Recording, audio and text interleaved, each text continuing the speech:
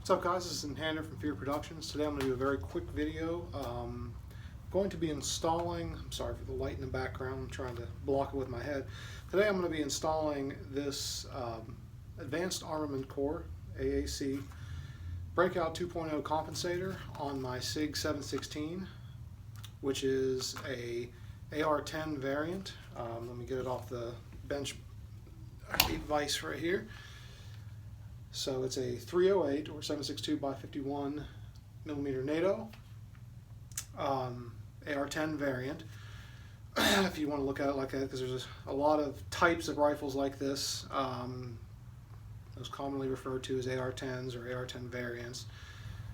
I'm going to go ahead. It's just got a standard bird cage on it right now.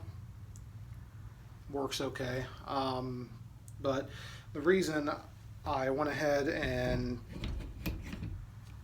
tracked one of these down. Now, I'm not sure if Advanced Armament Core started making these again, or I just got lucky and found one on Primary Arms when they got them back in stock.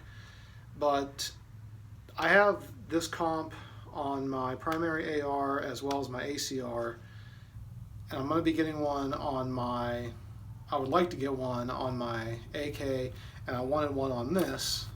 Why? So I can get a 30 cal suppressor and be able to mount it on all of those rifles. These are all the 51 tooth muzzle brakes. If some of you guys that don't know, the 2.0 Breakout is a combination. It's a flash suppression, recoil reduction device. It does really, really well. That's why I have it on multiple devices. That's when I bought the first one and put it on my primary AR, I realized how well it did. I'm just going to stick with this one. It does great. I've shot multiple different brakes. This one seems to be the best overall one. To take the flash suppression and the compensation, merges them both together. AAC Breakout 2.0. They're not terribly expensive. I think I paid $85 for this one. They might be a little bit more. In any event, I'm just going to go ahead and put it on my 716 here, show you guys how to do it. Now keep in mind, the 7.62 rifles are threaded differently than the 5.56 rifles. I know the 5.56 are half by 28 threads. These are 5/8 by 24 threads. So keep that in mind when you're looking for any type of 308 7.62 muzzle device. You want to look for 5/8 by 24 threads. So let's go ahead. I'm going to put this on here, show you guys how it's done. It's really easy. One thing that you will need, let me get it right here, you want to have an AR armorer's wrench. It'll make your life incredibly easy. Any type. I bought this well before Magpul released theirs. I would have bought Magpul's had it been released. I think this is a DPMS one. There's no markings on it, but I got it a long time ago when I first started to tinker with ARs and mess around with them. It has been an invaluable tool. If you're serious about building ARs, invest in one. Just trust me on it. Let's get to work. Alright guys, I'm going to go ahead and take the flash suppressor, the bird cage, off of my 716. Right now I have this mounted to my vise in a lower receiver block that's in the magwell. If you're going to do any major work on your AR-10, get some upper receiver clamps. I'm having some hard time finding upper receiver clamps for an AR-10. I have them for my 5.56 rifles, the AR-15, but I can't seem to find them for the AR-10, the 308 series of rifles. So I got to make do with this. But when you're doing this, kind of be careful. You want to make sure you brace the rifle because you're going to be wiggling it around. You don't want to do any damage to the upper receiver. But I just tested this here really quick off camera, and this is actually loose. So, not loose, but find the proper slot on your wrench, fit it over the bird cage,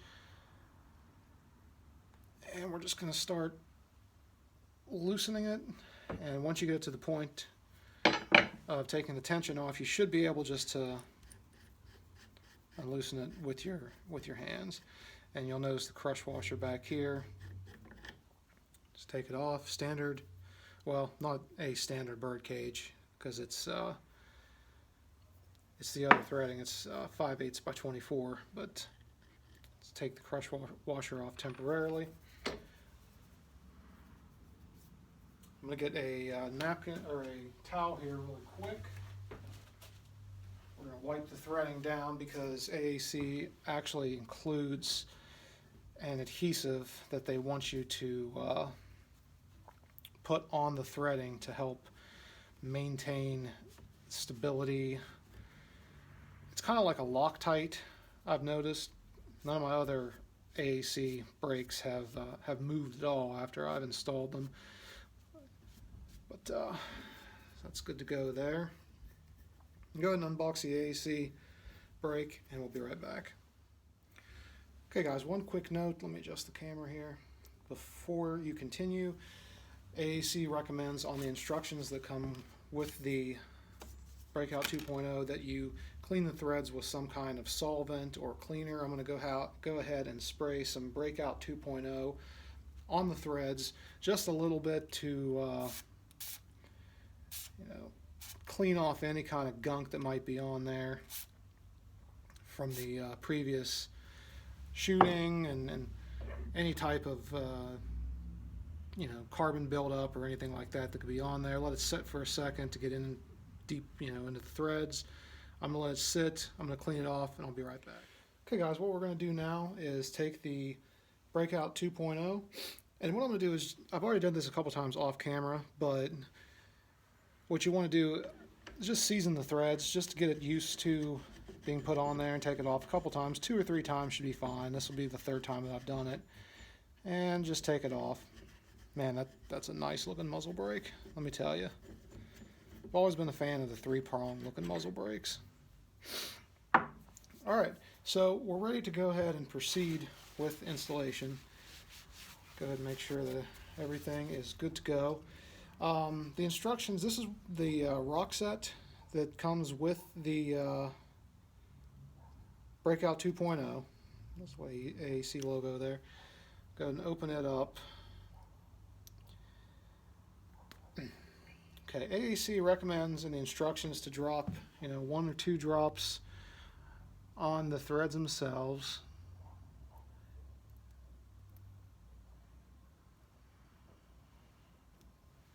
It's kind of gummy. To be honest with you, that might be my fault because this has been out here in the cold for a little bit. It's like almost like glue, and a couple drops that's supposed to be drops on the threads of the Breakout 2.0.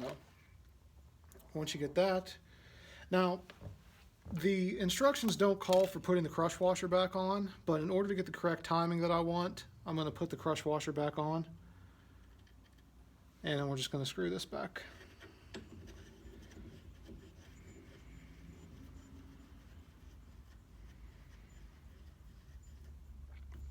Now the timing that I want 2 prongs on the bottom, 1 on top. That's what I run on all my rifles.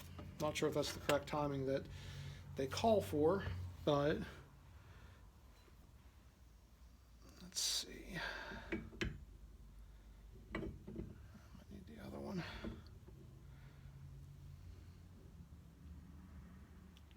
Actually, for this one, you might need a bigger wrench.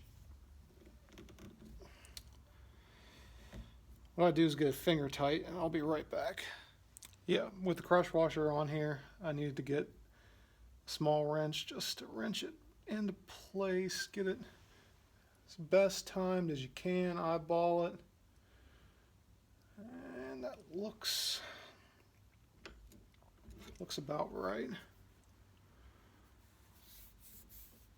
Yeah.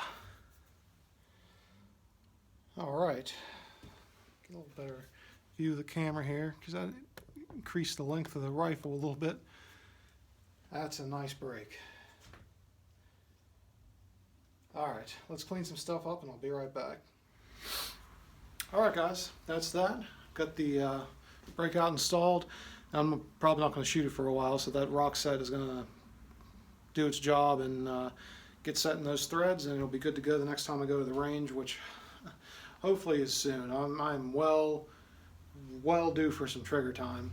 So I don't think I've done a video on this rifle in particular for a while. So when I get it all done, I'm going to do a video and go over everything I've done to it. The only thing I'm going to do next is replace the stock. Now there's nothing wrong with this stock. In fact, I like this stock, but I kind of want to move this more into a DMR type rifle and get the is it the Magpul PRS stock or an equivalent stock. But since everything else, literally all the tack-ons on here mostly are Magpul, I'll probably get the Magpul PRS stock. Magpul, I'm a Magpul type guy if you can't tell. But nothing wrong with this stock. I like it. I'll probably go back and forth depending on if I'm taking it to the range. I don't know. But nothing. I'm not getting rid of this stock. But I digress.